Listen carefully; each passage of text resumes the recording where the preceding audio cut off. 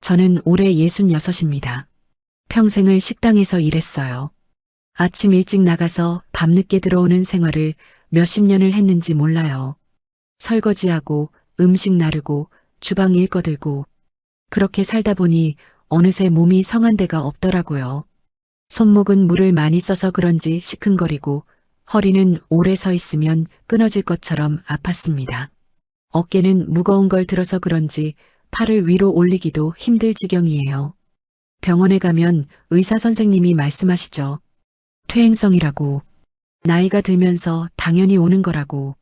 그래도 무리하지 말고 쉬라고 하시더라고요. 남편은 벌써 20년 전에 세상을 떠났습니다. 교통사고였어요. 하루아침에 혼자가 됐죠. 그 당시 저는 정신없이 일만 했던 것 같아요. 슬퍼할 틈도 없이 살아야 했으니까요. 딸 학비도 대야 하고 생활비도 벌어야 하고 그렇게 악착같이 일했습니다. 다행히 그동안 모아둔 돈이 좀 있었어요. 많지는 않지만 앞으로 몇 년은 병원비 내고 생활하는데 큰 무리는 없을 것 같았죠. 딸도 결혼해서 잘 살고 있고 사위도 괜찮은 사람이에요. 이제는 정말 제 건강 좀 챙기면서 살고 싶었습니다. 병원도 제때 다니고 친구들도 만나고 그동안 못 가봤던 여행도 다니고 싶었어요. 그런데 지난주 목요일 저녁이었어요. 딸한테서 전화가 왔습니다. 엄마, 지금 통화 괜찮아? 목소리가 좀 심각하더라고요. 무슨 일 있나 싶어서 괜찮다고 했죠. 엄마, 사실은 부탁이 하나 있어서. 딸이 말을 꺼내는데 뭔가 조심스러웠어요. 저도 괜히 긴장이 됐습니다. 지은이 어린이집 보내려고 알아봤는데 대기자가 너무 많대. 빨라야 내년 초에나 자리가 날 것 같아. 지은이는 제 손녀예요. 이제 갓 두 돌이 됐죠. 정말 예쁜 아이입니다. 딸은 계속 말을 이어갔어요. 그래서 그러는데 엄마가 월요일부터 목요일까지만 지은이 좀 봐줄 수 있을까? 금요일은 내가 재택이라서 괜찮은데. 순간 머릿속이 복잡해졌습니다. 손녀는 정말 사랑스럽죠. 보고 싶을 때 잠깐씩 보면 정말 좋아요. 하지만 매일 돌보는 건 완전히 다른 문제예요. 2살짜리 아이를 돌본다는 게 얼마나 힘든 일인지 저는 너무 잘 알고 있었습니다. 딸을 키울 때 정말 죽는 줄 알았거든요. 게다가 제 몸 상태가 좋지 않았어요. 요즘은 오전에만 좀 움직여도 오후에는 누워야 할 정도였죠. 정형외과 선생님이 물리치료 받으러 일주일에 3번은 오라고 했는데 손녀를 보게 되면 그것도 못하게 될 게 뻔했습니다. 엄마, 딸이 제 대답을 기다리고 있었어요. 저는 솔직하게 말했습니다. 엄마가 요즘 몸이 안 좋아서 말이야. 병원도 다녀야 하고. 엄마, 나도 알아. 근데 정말 방법이 없어.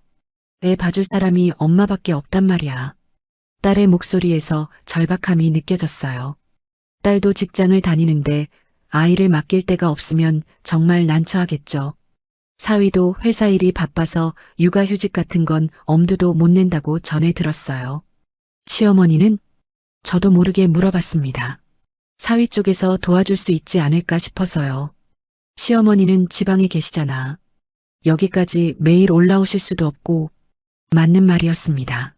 사위 어머니는 부산에 사시거든요. 엄마, 제발 부탁이야. 아니면 내가 퇴사를 해야 할 것 같아. 딸의 말에 가슴이 철렁했습니다. 퇴사까지 생각하고 있었던 거예요. 딸이 그 회사 들어가려고 얼마나 노력했는데요. 야근도 마다하지 않고 열심히 일해서 이제 겨우 자리를 잡았는데 그걸 포기한다는 게 말이 됩니까? 전화기를 든 손에 힘이 들어갔어요. 머릿속으로는 안 된다는 생각이 가득했지만 입에서는 다른 말이 나왔습니다. 알았어. 엄마, 정말? 딸의 목소리가 확 밝아졌어요. 응, 도와줄게. 고마워, 엄마. 정말 고마워. 엄마 아니면 정말 큰일 날 뻔했어. 딸은 고맙다는 말을 연신했습니다. 저는 대충 응대하고 전화를 끊었어요. 그리고 소파에 털썩 주저앉았습니다. 한숨이 절로 나왔어요. 이제 좀 쉬려고 했는데 다음 주부터 물리치료 예약도 잡아놨는데 친구들이랑 한 달 뒤에 온천 여행 가기로 했는데 다 물거품이 됐습니다. 창밖을 보니 해가 지고 있었어요. 주황빛 노을이 참 예뻤죠. 저렇게 예쁜 걸 볼 여유도 이제 당분간은 없겠구나 싶었습니다. 2살짜리 아이를 돌보면 정말 정신없이 하루가 지나가거든요. 거울을 보니 주름진 제 얼굴이 보였습니다. 언제 이렇게 늙었나 싶더라고요. 66이면 이제 할머니가 손주 돌보는 것도 힘든 나이예요. 주변 친구들만 봐도 다들 몸 여기저기 아프다고 난리인데 그래도 어쩌겠어요. 엄마니까요. 딸이 절박하게 부탁하는데 모른 척할 수가 없었습니다. 딸을 낳고 키우면서 평생 그렇게 살았어요. 제 것보다 딸 것을 먼저 챙기고 제가 하고 싶은 것보다 딸이 필요한 걸 먼저 해주고 이번에도 그럴 수밖에 없었습니다. 냉장고를 열어 물을 한 잔 마셨어요. 그러다 문득 약통이 눈에 들어왔습니다. 허리 통증약이랑 소염진 통제. 앞으로 이것들이 제 친구가 되겠죠? 매일 먹으면서 버텨야 할 것 같았어요. 침대에 누웠지만 잠이 안 왔습니다. 내일부터 뭘 준비해야 하나 생각했어요. 편한 옷 입고 진통제 챙기고 파스도 넉넉히 사둬야겠죠. 그리고 마음의 준비도 해야 했습니다. 힘들어도 참고 아파도 참고 지쳐도 참아야 한다고. 손녀 앞에서는 밝은 모습만 보여줘야 한다고. 천장을 보면서 생각했습니다. 얼마나 할 수 있을까? 제 몸이 버텨줄까? 그래도 해야죠. 엄마니까요. 월요일 아침 7시 반에 일어났습니다. 평소보다 1시간 일찍 일어난 거예요. 씻고 나와서 약을 먹었죠. 진통제하고 소염제. 오늘 하루 버티려면 미리 먹어두는 게 나을 것 같았습니다. 가방에 여벌 파스를 챙겼어요. 허리용하고 어깨용. 그리고 물병도 넣었습니다. 몸 상태가 안 좋을 때는 물을 자주 마셔야 한다고 의사 선생님이 그러셨거든요. 딸네 집까지는 버스로 30분 정도 걸립니다. 아침 출근 시간이라 사람들이 많더라고요. 서서 가는데 허리가 벌써부터 아팠어요. 손잡이를 꽉 잡고 버텼습니다. 8시 정각에 딸네 집 앞에 도착했어요. 초인종을 누르니 딸이 문을 열어줬습니다. 엄마 왔어? 어서 와. 딸은 머리를 묶으면서 말했어요. 화장도 반만 한 상태였죠. 집안은 아침 준비로 정신없었습니다. 사위는 넥타이를 메고 있었고 지은이는 거실 바닥에 앉아서 인형을 가지고 놀고 있었어요. 지은아, 할머니 왔어. 제가 말을 걸자 지은이가 저를 보더니 방긋 웃었습니다. 정말 예쁜 아이예요. 하얀 피부에 까만 눈망울. 보는 것만으로도 힘이 났죠. 엄마, 밥은 냉장고에 있어. 지은이 아침 챙겨주고 점심은 그냥 간단하게 해줘. 기저귀는 화장실 선반에 있고. 딸이 빠르게 말했습니다. 사위도 시계를 보면서 서두르더라고요. 어머님 정말 감사합니다. 저희 좀 늦어서 먼저 갈게요. 그래, 다녀와. 제가 대답하기도 전에 딸과 사위는 현관문을 나갔어요. 쿵소리와 함께 문이 닫혔습니다. 집안이 갑자기 조용해졌죠. 지은이가 저를 빤히 쳐다보고 있었어요. 저도 지은이를 봤습니다. 이제부터 시작이구나 싶었어요. 지은아, 배고프지? 할머니가 밥 줄게. 냉장고를 열어보니 딸이 준비해둔 이유식이 있었습니다. 떼워서 지은이 앞에 놓아줬죠. 숟가락으로 떠서 입에 넣어줬어요. 아, 해봐. 지은이가 입을 벌렸습니다. 한 숟가락 먹이고 또 한 숟가락. 그런데 세 숟가락째부터 입을 다물더라고요. 고개를 돌리면서 싫다고 했어요. 지은아, 조금만 더 먹자. 아무리 달래도 소용없었습니다. 결국 반도 못 먹이고 그만뒀어요. 억지로 먹이면 토할 것 같았거든요. 밥을 치우고 나니 지은이가 장난감을 꺼내기 시작했습니다. 블록을 쏟아놓고 인형을 꺼내고 공도 굴렸어요. 순식간에 거실이 난장판이 됐죠. 지은아, 이건 여기에 놓자. 정리하려고 하면 지은이는 또 다른 걸 꺼냈습니다. 끝이 없었어요. 포기하고 그냥 놀게 뒀습니다. 1시간쯤 지나니 지은이가 칭얼대기 시작했어요. 기저귀를 확인해 보니 젖어 있더라고요. 화장실로 데려가서 기저귀를 갈아줬습니다. 허리를 구부리고 있으니까 허리가 끊어질 것 같았어요.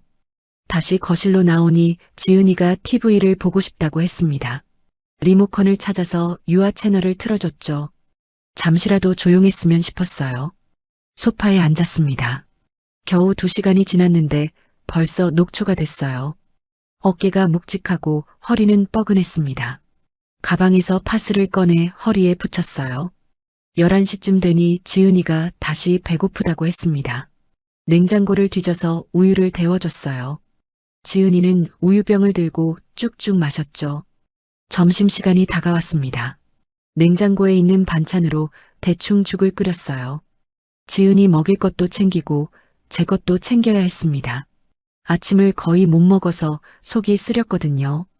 지은이한테 죽을 먹이는데 또 반도 못 먹었어요. 숟가락을 밀어내고 도망가더라고요. 쫓아가서 겨우 몇 숟가락 더 먹였습니다. 제 점심은 서서 먹었어요. 지은이가 계속 여기저기 돌아다니니까 앉아서 먹을 틈이 없었죠. 대충 몇 숟가락 떠먹고 설거지를 했습니다. 오후 1시쯤 되니 지은이가 졸려 하더라고요. 안방으로 데려가서 재웠어요. 토닥토닥 등을 두드려주니 금방 잠들었습니다. 겨우 제 시간이 생겼어요. 소파에 누웠습니다. 온몸이 아팠어요. 특히 허리가 심했죠. 일어설 때마다 찌릿찌릿했거든요. 가만히 누워있으니 눈물이 났습니다. 이제 첫날인데 벌써 이렇게 힘들면 앞으로 어떡하나 싶었어요. 매주 월요일부터 목요일까지 이걸 해야 한다는 게 막막했습니다. 그래도 손녀는 정말 예뻤어요. 자는 모습을 보러 안방에 살짝 들어가 봤죠. 새근새근 자고 있더라고요. 작은 손, 통통한 볼. 보고 있으니 힘든 것도 잠깐 잊혔습니다. 1시간쯤 지나니 지은이가 깼어요. 일어나자마자 또 놀자고 하더라고요. 간식을 주고 또 놀아줬습니다. 공놀이하고 그림책 읽어주고 노래 불러주고 오후 5시가 됐습니다. 딸이 곧 올 시간이었죠. 조금만 더 버티면 됐어요. 지은이가 또 칭얼대길래 우유를 또 줬습니다. 6시 정각에 초인종이 울렸어요. 딸이 왔습니다. 엄마 고생했어. 이제 들어가 봐. 딸은 가방을 소파에 던지면서 말했어요. 그리고는 지은이를 안아 올렸죠. 저는 가방을 챙겼습니다. 그런데 뭔가 이상했어요. 딸의 말투가 너무 건조했거든요. 고맙다는 느낌이 아니라 일 끝났으니 이제 가도 된다는 느낌이었습니다. 지은이 저녁은? 제가 물었어요. 내가 할게. 엄마 피곤하지? 어서 가.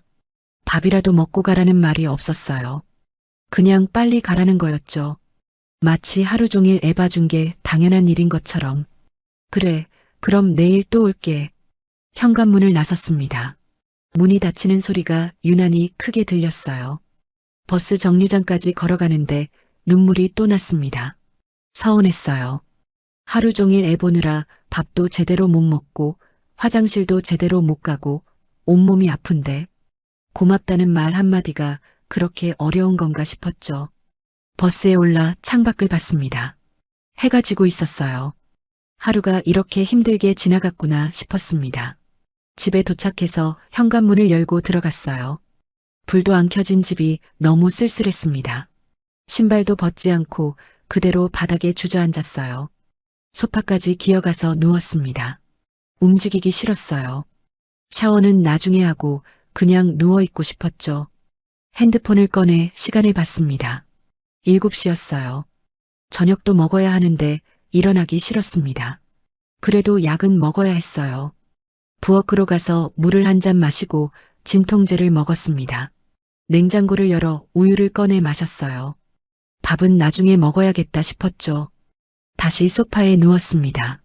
천장을 보면서 생각했어요. 내일도 이렇게 힘들 텐데, 모레도 글피도 매주 4번씩 이걸 해야 하는데, 그래도 지은이 얼굴이 떠올랐습니다. 웃는 모습, 재롱 부리는 모습, 귀여웠어요. 손녀니까요. 그 생각을 하니까 조금 힘이 났습니다.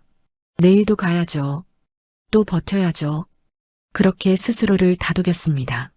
화요일 아침도 7시 반에 일어났습니다. 온몸이 뻐근했어요.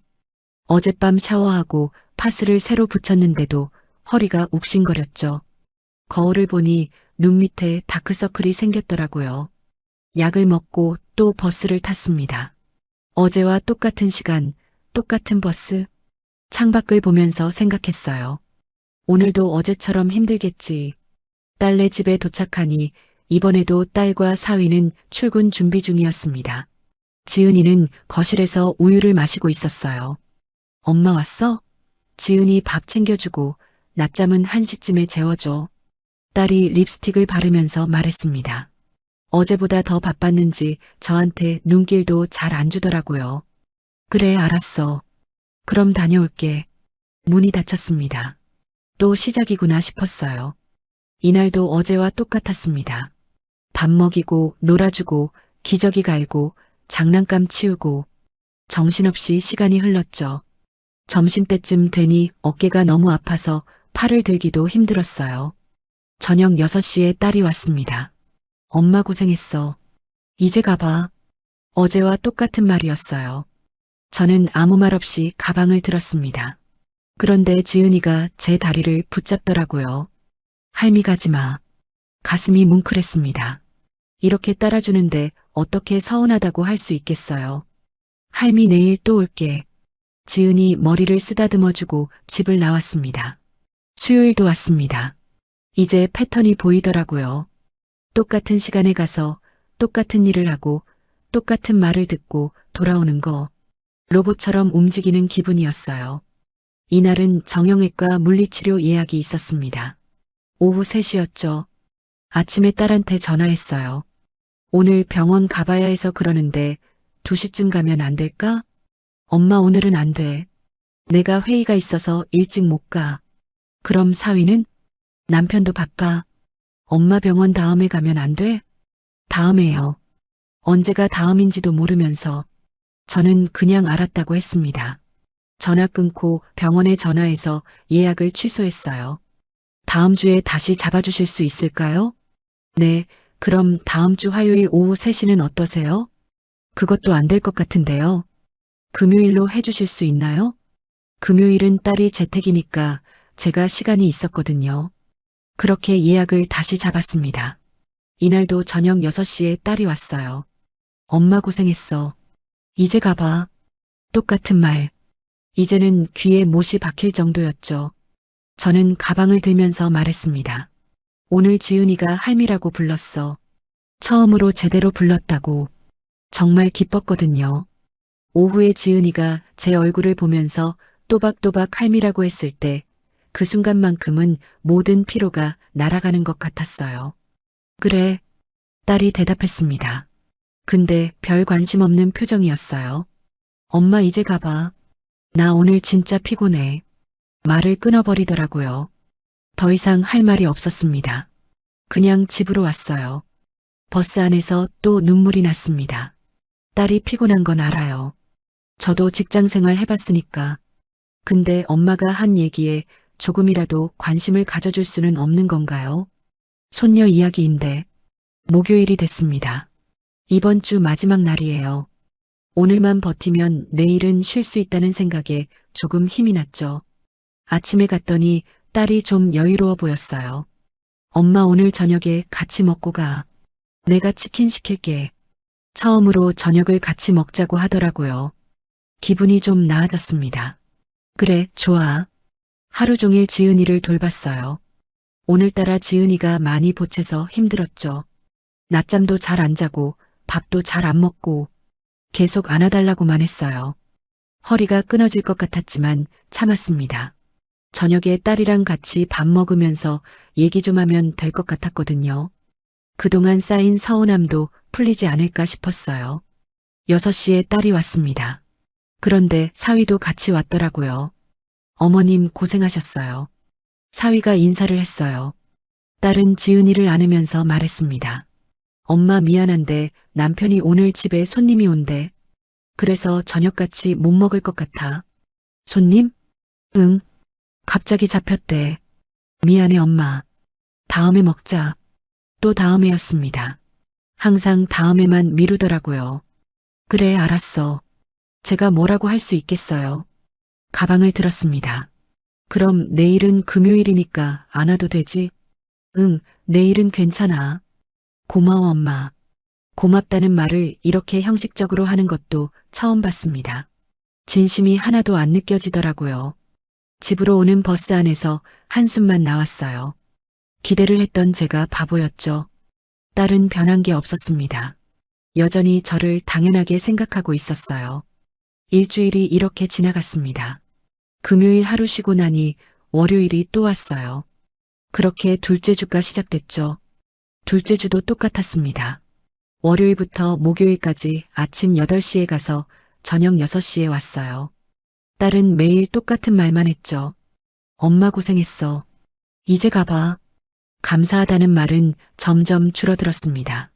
처음에는 그래도 미안하다는 말이라도 했는데 이제는 그것도 없었어요. 셋째 주가 됐습니다. 이번 주는 제 어깨 통증이 심해져서 팔을 들기도 힘들었어요. 지은이를 안아 올릴 때마다 어깨가 찢어지는 것 같았죠. 수요일에 딸한테 말했습니다. 어깨가 너무 아파서 병원 좀 가봐야 할 것 같은데. 엄마 금요일에 가면 안 돼? 오늘은 내가 못 가. 또 금요일이었어요. 금요일에는 약속도 잡고 싶고 친구도 만나고 싶은데 그날만 비워놓고 아무것도 못하고 있었습니다. 알았어. 더 이상 말하고 싶지 않았어요. 목요일 저녁에 딸이 퇴근하면서 편의점 봉투를 들고 왔습니다. 엄마 이거 김밥이랑 음료수였어요. 뭐야 이건? 오늘 저녁? 엄마 먹고 가. 저녁을 같이 먹자는 게 아니라 편의점 김밥을 주는 거였습니다. 순간 화가 났어요. 하루 종일 손녀 봐줬는데 저녁이 편의점 김밥이라니. 괜찮아. 집 가서 먹을게. 에이 엄마 그냥 먹고 가. 맛있어. 딸은 제 기분도 모르고 웃으면서 말했습니다. 저는 김밥을 들고 그냥 집으로 왔어요. 버스 안에서 김밥 봉투를 보니까 눈물이 났습니다. 이게 제가 받는 대접인가 싶었어요. 하루 종일 애 보고 몸 아픈데 편의점 김밥 하나 던져주면 되는 건가요? 집에 와서 김밥을 먹었습니다. 목이 메어서 넘어가질 않더라고요. 억지로 삼키면서 생각했어요. 언제까지 이렇게 살아야 하나. 손녀는 정말 예뻤어요. 볼 때마다 사랑스러웠죠. 근데 딸의 태도는 점점 더 저를 힘들게 했습니다. 고맙다는 말 한마디, 진심 어린 인사 한 번이 그렇게 어려운 건가 싶었어요. 그래도 참았습니다. 딸도 힘들겠죠. 회사 일도 바쁠 거고, 저도 젊었을 때 그랬으니까 이해하려고 노력했어요. 근데 가슴속에는 서운함이 계속 쌓여갔습니다. 마치 눈덩이처럼 점점 커지고 있었죠. 언젠가는 터질 것 같았어요. 셋째 주 목요일이 됐습니다. 이번 주 마지막 날이에요. 아침에 일어났는데 속이 좀 안 좋더라고요. 전날 저녁을 제대로 못 먹어서 그런가 싶었죠. 씻고 나와서 약을 먹었습니다. 근데 밥을 먹을 기운이 없었어요. 시간도 없었고요. 물만 한 컵 마시고 집을 나섰습니다. 버스 안에서 속이 더 안 좋아졌어요. 쓰리고 메스꺼웠죠. 창문을 열어서 바람을 쐬었습니다. 겨우 참으면서 딸네 집까지 갔어요. 도착하니 딸은 벌써 현관에서 신발을 신고 있었습니다. 엄마 빨리 와. 나 오늘 아침 회의 있어서 일찍 가야 돼. 그래. 딸 집에 도착하자마자 제 얼굴도 안 보고 딸은 나갔어요. 사위도 뒤따라 나가면서 인사만 하고 갔죠. 지은이가 아직 잠옷을 입고 있었습니다. 옷부터 갈아입혀야 했어요. 근데 지은이가 싫다고 도망가더라고요. 지은아 옷 갈아입자. 쫓아다니면서 겨우 옷을 갈아입혔습니다. 벌써부터 힘들었어요. 아침을 먹이는데 지은이가 계속 떠먹여달라고 했어요.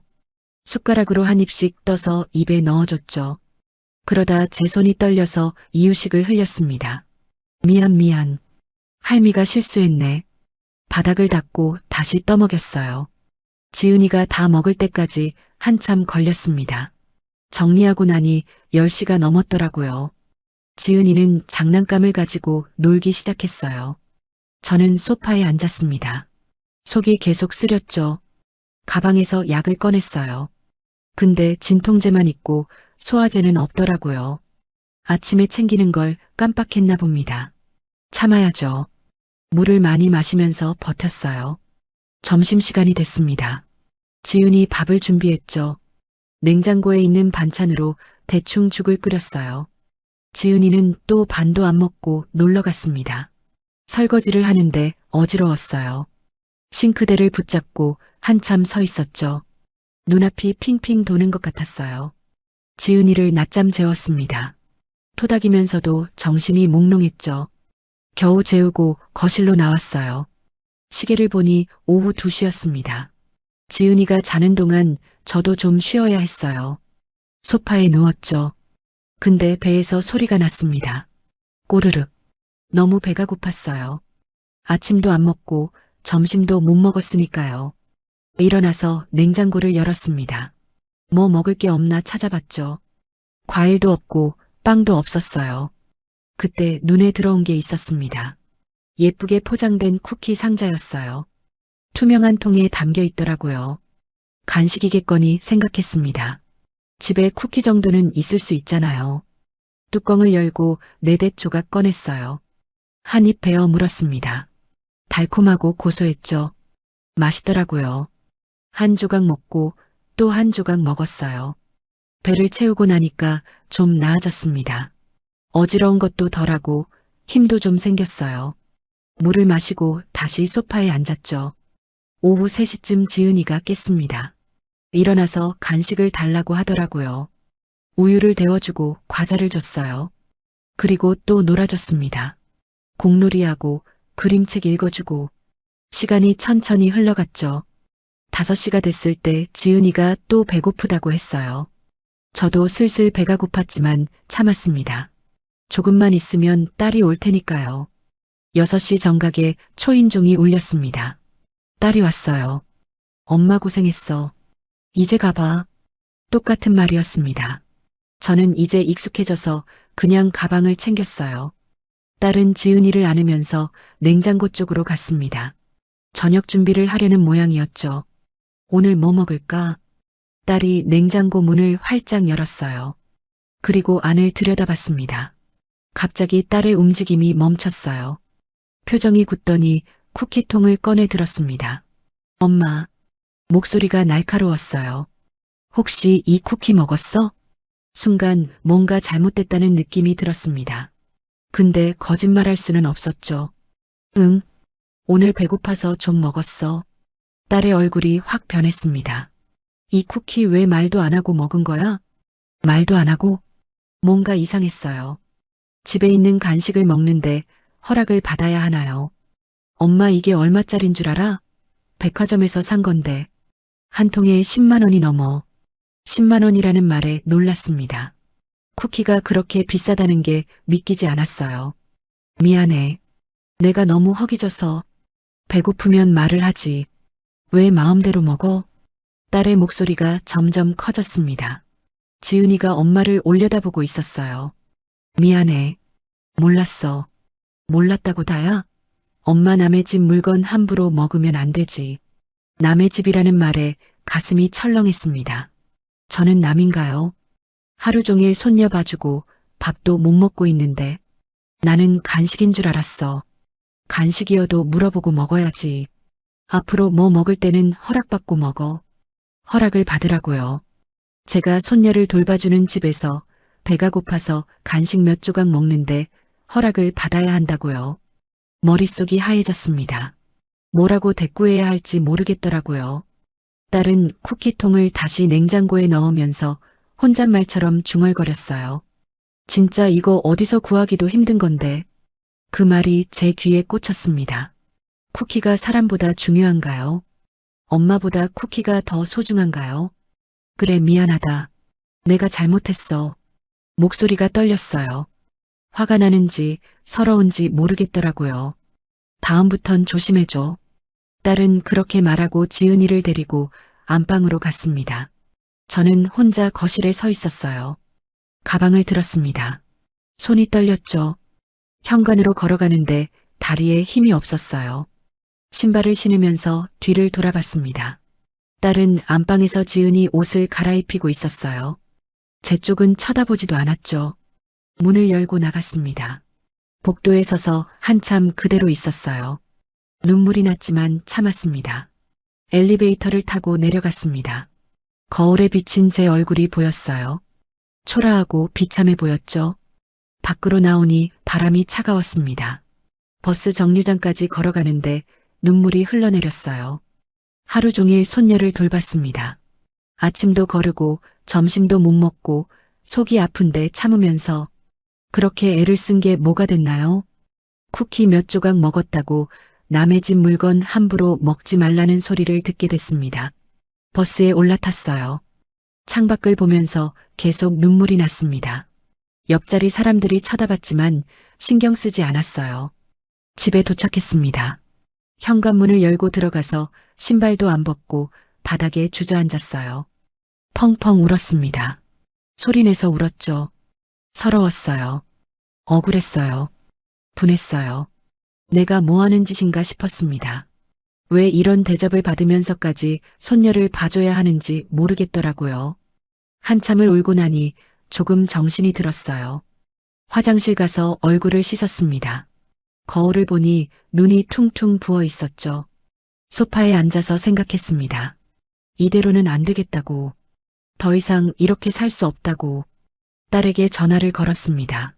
손이 떨렸지만 꾹 참고 통화 버튼을 눌렀어요.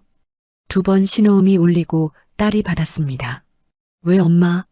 나 다음 주 월요일부터 안 갈 거야. 뭐? 못하겠어. 안 할 거야. 목소리가 단호했습니다. 저도 놀랄 정도로요. 엄마 갑자기 왜 그래? 딸의 목소리에 당황한 기색이 역력했어요. 우리 어떡해? 어린이집은 아직 자리도 안 났는데. 왜 그런지는 너가 더 잘 알 거다. 무슨 소리야? 쿠키 때문에 그래. 엄마 그거 가지고 그래. 그거 가지고요. 딸은 아직도 모르는 것 같았어요. 그게 문제가 아니야. 내가 엄마를 대하는 태도가 문제지. 내가 뭘 어떻게 했는데? 정말 모르는 건지 모르는 척하는 건지 알 수 없었습니다. 너는 한 번도 진심으로 고맙다고 한 적이 없어. 매일 고생했어. 이제 가봐. 그게 다였어. 엄마 나도 바빠서 그런 거잖아. 바쁘면 엄마는 당연히 이용해도 돼. 목소리가 높아졌습니다. 참고 있던 게 터져나왔어요. 퇴사해서 내가 키우든지 알아서 해. 나는 이제 못해. 엄마 진짜 그럴 거야? 응, 진짜야. 전화를 끊었습니다. 손이 떨렸죠. 핸드폰을 소파에 던지고 다시 울었어요. 그날 밤 잠을 못 잤습니다. 제가 너무 심하게 한 건가 싶기도 했어요. 근데 아니었죠. 저는 잘못한 게 없었습니다.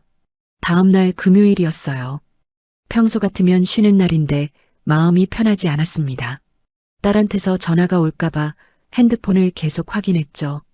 오후 2시쯤 전화가 왔어요. 딸이었습니다. 받지 않았어요. 다시 걸려왔지만 또 안 받았습니다. 문자가 왔어요. 엄마 통화 좀 하자. 우리 얘기 좀 해야 할 것 같아. 답장하지 않았습니다. 지금은 딸과 얘기하고 싶지 않았어요. 주말이 지나갔습니다. 집에만 있으니까 더 답답했죠. 친구한테 전화했어요. 나 요즘 딸 때문에 속상해 죽겠어. 이야기를 다 털어놨습니다. 친구는 제 편을 들어줬어요. 너 잘했어. 그렇게라도 해야 딸이 정신 차리지. 그렇지? 당연하지. 내가 뭐 하인이야? 공짜로 애 봐주는 것도 모자라서 쿠키 먹었다고 뭐라고 하면 안 되지. 친구 말을 듣고 나니까 제가 잘한 것 같았어요. 월요일이 됐습니다. 이 시간이면 딸네 집에 가 있어야 하는데 집에 있으니까 이상했어요. 근데 편하기도 했죠. 오후에 딸한테서 전화가 왔습니다. 이번엔 받았어요. 엄마, 왜? 회사에 무급휴가 신청했어? 6개월. 무급휴가요. 결국 딸이 일을 쉬게 됐습니다. 그래. 엄마, 정말 안 봐줄 거야? 응. 안 해.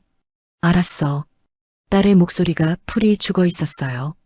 근데 미안한 마음은 안 들었습니다. 일주일이 지났습니다. 딸한테서 연락이 없었어요. 저도 먼저 연락하지 않았죠. 병원에 갔습니다. 밀렸던 물리치료를 받았어요. 1번, 2번, 3번. 꾸준히 다니니까 허리가 좀 나아지는 것 같았습니다. 친구들도 만났어요. 오랜만에 여유로운 시간이었죠. 너 얼굴이 펴졌네. 그래, 응. 예전에는 많이 힘들어 보였는데 친구 말을 듣고 보니 저도 그런 것 같았어요. 마음이 한결 가벼웠습니다. 2주가 지났을 때 사위한테서 전화가 왔어요. 어머님, 왜? 아내한테 들었습니다. 그 일, 그래. 정말 죄송합니다. 제가 옆에서 제대로 못했던 것 같아요. 사위의 목소리가 진심으로 미안해하는 것 같았어요. 사실 그 일 있기 전부터 좀 불편했습니다. 아내가 어머님한테 너무 당연하게 대하는 것 같아서요. 그랬어? 네. 몇 번 얘기하려고 했는데 부부 사이에 그런 얘기 꺼내기가 쉽지 않더라고요. 그랬구나. 지금 아내가 혼자 지은이 키우면서 많이 힘들어합니다. 그러면서 어머님한테 얼마나 무리한 부탁을 했는지 알게 된 것 같아요. 사위와 통화를 끝냈습니다. 조금 마음이 풀리는 것 같았어요. 며칠 후 초인종이 울렸습니다. 누군가 했더니 딸이었어요. 지은이도 함께 있었죠. 엄마, 문을 열어줬습니다. 딸이 들어오면서 고개를 숙였어요. 엄마 얘기 좀 하자. 거실로 들어갔습니다. 지은이는 소파에 앉아서 인형을 가지고 놀았어요. 엄마 내가 정말 잘못했어. 딸이 먼저 말을 꺼냈습니다. 너무 미안해. 내가 엄마한테 어떻게 했는지 이제야 알겠어. 딸의 눈에 눈물이 고였어요. 지은이 혼자 키워보니까 정말 힘들더라. 하루 종일 애 보고 나면 아무것도 할 수가 없어. 그래. 밥도 제대로 못 먹고 화장실도 제대로 못 가고 허리도 아프고 어깨도 아프고 딸이 눈물을 흘렸습니다. 이걸 엄마가 매주 4번씩 했는데 그런데 나는 고맙다는 말도 제대로 안 했어. 고맙다는 말은 했잖아. 진심이 아니었어. 그냥 형식적으로 한 거였어. 엄마가 해주는 게 당연하다고 생각했어. 딸이 제 손을 잡았어요. 그리고 그 쿠키. 내가 정말 잘못했어. 엄마가 하루 종일 애 보면서 밥도 못 먹고 있었는데. 됐어. 아니야. 안 됐어. 나 그날 밤에 남편한테 엄청 혼났어. 어떻게 그럴 수 있냐고. 어머님이 배고파서 먹은 건데 왜 그렇게 대하냐고. 사위가 그렇게 말했더군요. 엄마 진심으로 사과할게. 내가 너무 잘못했어. 용서해줘. 딸이 계속 울었어요. 저도 눈물이 났습니다. 너 육아가 얼마나 힘든지 이제 알겠지? 응. 너무 힘들어. 엄마 이걸 어떻게 했어? 엄마도 힘들었어. 많이. 알아. 이제 알겠어. 딸을 안아줬습니다. 한참을 그렇게 있었죠. 엄마 그래도 다시 지은이 봐줄 수는 없어? 딸이 조심스럽게 물었어요. 고개를 저었습니다. 안 돼. 엄마 이제 못해. 엄마, 너의 사과는 받겠어.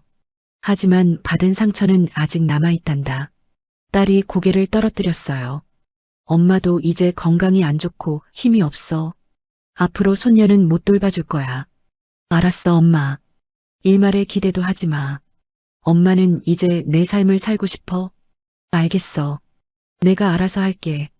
딸이 일어섰습니다. 지은이를 안아들었죠. 그래도 엄마 우리 가끔 보자. 지은이가 할머니 보고 싶어 해. 그래.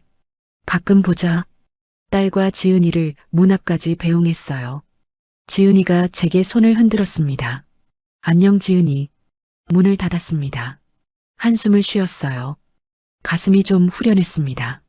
딸이 사과했습니다. 진심으로요. 그걸로 됐어요. 근데 다시 손녀를 봐줄 생각은 없었습니다. 제 건강이 우선이었고 제 삶이 중요했으니까요. 소파에 앉아서 핸드폰을 꺼냈어요. 친구들 단체 채팅방에 메시지를 보냈습니다. 다음 달 온천 여행 갈 수 있을 것 같아. 친구들이 금방 답장을 보냈어요. 진짜? 좋아. 드디어 갈 수 있네. 내가 숙소 알아볼게. 메시지를 보면서 웃음이 났습니다. 오랜만에 진짜 웃음이었어요. 이제 제 삶을 살 수 있겠다는 생각이 들었습니다. 딸을 보내고 나서 한참을 멍하니 앉아 있었습니다. 창밖을 보니 해가 지고 있었어요. 주황빛 노을이 참 예뻤죠. 평생을 남을 위해 살았구나 싶었습니다. 젊었을 때는 남편 뒷바라지하고 남편 없이는 딸 키우고 딸이 대학 가고 결혼하고 손녀 낳고 그 모든 과정에서 저는 항상 뒤에 있었어요. 제가 하고 싶은 건 뭐였을까요? 생각해보니 잘 모르겠더라고요. 항상 남을 먼저 생각하고 살았으니까. 근데 이제는 달라질 거예요. 이제는 제가 하고 싶은 것을 해야죠. 일어나서 책장을 뒤졌습니다. 예전에 친구가 준 여행 잡지가 있었거든요. 먼지를 털고 펼쳐봤어요. 온천이 나왔습니다. 경주에 있는 온천이었어요. 사진이 참 좋아 보였죠. 따뜻한 물에 몸을 담그고 있는 사람들. 저도 가보고 싶었어요. 다음 장을 넘기니 제주도가 나왔습니다. 바다 사진이 정말 예뻤어요. 파란 하늘, 에메랄드빛 바다. 한 번도 가본 적 없는 곳이었죠. 책상 서랍에서 공책을 꺼냈습니다. 펜을 들고 적기 시작했어요. 하고 싶은 것들. 첫 번째로 온천 여행이라고 썼습니다. 친구들과 함께 가면 좋을 것 같았어요. 두 번째는 제주도 여행. 혼자 가도 좋고 친구들과 가도 좋겠죠. 세 번째는 건강 챙기기. 병원 꾸준히 다니고 물리치료 받고 운동도 좀 해야겠어요. 네 번째는 취미생활. 뭘 할까 고민하다가 그림이라고 썼습니다. 예전에 그림 그리는 걸 좋아했거든요. 다섯 번째는 책 읽기. 읽고 싶었던 책들이 많았어요. 적다 보니까 신이 났습니다. 뭔가 새로운 시작 같았어요. 다음 날 아침 일찍 일어났습니다. 병원에 전화했어요. 정형외과죠? 물리치료 예약 좀 하고 싶은데요. 네, 언제로 해드릴까요? 이번 주 안으로 가능한 날 다 잡아주세요. 네, 그럼 화요일, 목요일, 토요일 어떠세요? 좋아요. 예약을 끝냈습니다. 이제 꾸준히 다닐 거예요. 오후에는 친구들을 만났습니다. 동네 카페에 모였죠. 야, 너 얼굴 완전 펴졌다. 그치? 나도 그런 것 같아. 친구들한테 그동안 있었던 일을 다 얘기했어요. 딸이 사과하러 온 것까지. 잘했어. 내가 잘한 거야. 이제 좀 나를 위해 살려고. 당연하지. 너도 내 인생 살아야지. 친구들이 다 제 편을 들어줬어요. 그래서 말인데 다음 달에 온천 여행 가자. 내가 낼게. 진짜? 너 돈 괜찮아? 응. 그동안 모아둔 거 있어. 이럴 때 쓰는 거지 뭐. 좋아. 어디로 갈까? 경주 온천 어때? 완전 좋지. 친구들이 다 찬성했습니다. 날짜도 잡았어요. 다음 달 15일부터 2박 3일. 숙소는 내가 알아볼게. 친구 하나가 말했어요. 그래, 고마워. 카페를 나와서 걸어가는데 발걸음이 가벼웠습니다. 오랜만에 기분이 좋았어요. 집에 와서 옷장을 열었습니다. 여행 갈 때 입을 옷을 찾아봤죠. 근데 마땅한 게 없더라고요. 다 낡고 오래된 옷들 뿐이었어요. 내일 옷이라도 하나 사야겠다 싶었습니다. 저를 위해 돈을 쓰는 것도 오랜만이었죠. 다음 날 백화점에 갔습니다. 여성복 매장을 돌아다녔어요. 어떤 걸 찾으세요? 점원이 물었습니다. 여행 갈 때 입을 옷이요. 아, 그러시면 이쪽 보세요. 점원이 보여준 옷들이 다 예뻤어요. 고르기 힘들 정도였죠. 결국 티셔츠 2장하고 바지 한 벌을 샀습니다. 거울 앞에서 입어보니까 괜찮아 보였어요. 계산하면서 신용카드를 냈습니다. 15만 원 정도 나왔죠. 예전 같으면 비싸다고 생각했을 텐데 이제는 아니었어요. 집으로 오는 길에 서점에 들렀습니다. 읽고 싶었던 책을 찾아봤어요. 소설 2권을 골랐죠. 계산대에서 책을 사면서 생각했습니다. 이렇게 제가 하고 싶은 걸 하니까 기분이 좋네요. 화요일에 병원에 갔습니다. 물리치료를 받았어요. 허리에 찜질을 하고 전기자극 치료도 받았죠. 많이 좋아지셨네요. 물리치료사가 말했습니다. 그래요? 네. 처음 오셨을 때보다 훨씬 나아지셨어요. 꾸준히 올게요. 네, 그러세요. 자주 오시는 게 좋아요. 치료를 받고 나니까 몸이 한결 가벼웠어요. 집에 와서 새로 산 책을 펼쳤습니다. 소파에 편하게 앉아서 읽기 시작했어요. 오랜만에 책을 읽으니까 좋더라고요. 저녁을 먹고 나서 TV를 켰습니다. 여행 프로그램이 나오고 있었어요. 제주도 편이었죠. 화면에 나오는 바다가 정말 예뻤습니다. 저도 꼭 가보고 싶었어요. 핸드폰을 꺼내서 제주도 여행 정보를 검색했습니다. 갈 만한 곳들을 메모했어요. 목요일에 또 병원에 갔습니다. 이번에는 어깨 치료를 받았어요. 침도 맞았죠. 어깨도 많이 좋아지셨어요. 내 덕분에요. 병원 다니는 게 이제는 귀찮지 않았습니다. 오히려 기다려지더라고요. 토요일에 세 번째 치료를 받았습니다. 의사 선생님이 말씀하셨어요. 이대로만 꾸준히 하시면 많이 좋아지실 거예요. 감사합니다. 무리하지 마시고 스트레칭도 자주 하세요. 네, 알겠습니다. 집으로 오면서 약국에 들렀습니다. 영양제를 샀어요. 관절에 좋다는 거랑 종합 비타민. 이제는 제 건강을 제대로 챙길 거예요. 일주일이 지나고 2주가 지났습니다. 매일 규칙적으로 생활했어요. 아침에 일어나서 가벼운 산책을 하고 병원 갈 날에는 치료받고 집에서는 책을 읽거나 TV를 봤죠.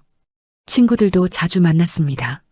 커피 마시면서 수다 떨고 같이 밥 먹고 정말 오랜만에 여유로운 시간이었어요. 온천 여행이 일주일 앞으로 다가왔습니다. 짐을 쌌어요. 새로 산 옷도 넣고 세면도구도 챙기고 여행 가방을 보면서 웃음이 났습니다. 정말 가는구나 싶었어요. 거울 앞에 섰습니다.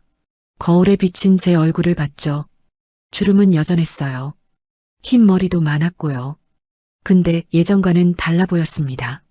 표정이 밝아 보였거든요. 눈빛도 생기가 있었어요. 이제는 내 인생이야. 거울을 보면서 중얼거렸습니다. 내가 하고 싶은 대로 살아야지. 평생 참고 살았어요. 남을 배려하고 양보하고 희생하고. 근데 이제는 아니에요. 제가 우선이에요. 제 행복이 중요해요. 창밖을 봤습니다. 해가 뜨고 있었어요. 새로운 하루가 시작되는 거죠. 앞으로 제 삶도 새롭게 시작될 거예요. 하고 싶은 것 하고, 가고 싶은 곳 가고, 만나고 싶은 사람 만나고, 더 이상 누군가의 엄마나 할머니로만 살지 않을 거예요. 저는 저예요. 한 사람의 인간으로 제 삶을 살 거예요. 여행 가방을 다시 한번 확인했습니다. 다 챙겨졌더라고요. 핸드폰을 보니 친구한테서 메시지가 와 있었어요. 다음 주 목요일 아침 7시에 터미널에서 만나자. 답장을 보냈습니다. 알았어. 기대된다. 정말 기대됐어요. 온천에 몸 담그고 맛있는 거 먹고 친구들과 수다 떨 생각을 하니까 벌써부터 설레더라고요. 소파에 앉아서 커피를 마셨습니다. 창밖을 보면서 생각했어요. 이제 시작이에요. 제 인생의 새로운 시작. 66이지만 늦지 않았어요. 아직 할 수 있는 게 많아요. 커피잔을 내려놓고 미소를 지었습니다. 오랜만에 진짜 행복한 미소였어요.